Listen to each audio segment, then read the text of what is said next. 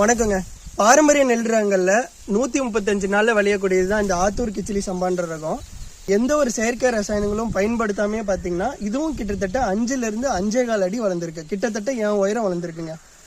இன்னும் ஒரு 10-15 நாள் இது அறுப்புக்கு தயாரா இருக்கும். விளைச்சலும் பாத்தீங்கன்னா நல்ல விளைச்சல். கிட்ட கட்டுங்கப்பா. விளைச்சலும் பாத்தீங்கன்னா பாருங்க, நல்ல கதிருங்க. ஒரு 2-3 நாத்து தான் நடவு செஞ்சிருந்தோம். ஒரு பயிர்லயும் பாத்தீங்கன்னா கிட்டத்தட்ட ஒரு 30ல இருந்து 45 தூர் கட்டி இருந்தது. அழிஞ்சிட்டு வர பாரம்பரிய நெல் ரகங்கள்ல இந்த ஆத்தூர் கிச்சிலி சம்பவம் ஒன்று. கால்சியம் சத்து குறைபாடு இருக்கிறவங்க இந்த அரிசியை விரும்பி சாப்பிடலாம். அது இல்லாமல் உடல் உழைப்பு கம்மியாக இருக்கிறவங்களும் தினசரி சாப்பாட்டு அரிசியாகவே இதை எடுத்துக்கலாங்க. 0.5% தான் தமிழ்நாட்டிலே இயற்கை விவசாயம் பண்ணிட்டு இருக்கோம். ஸோ கண்டிப்பாக நீங்களாம் எங்களுக்கு உதவி செஞ்சாதான் இந்த பாரம்பரிய ரகங்களை நாங்கள் மேலும் மேலும் பயிரிடுறதுக்கு எங்களுக்கு ஒரு ஊக்கமாக இருக்குங்க. நன்றி. இயற்கை விவசாயத்தில் இந்த அளவுக்கு மகசூல் ஈட்ட முடியுன்றதுக்கு நாங்களே ஒரு எடுத்துக்காட்டுங்க. இதுக்கு அடியுரமாக பார்த்தீங்கன்னா பால் இலைகளான வெப்பாலை இலை, எருக்க இலை, பொன்னாவரை இலை,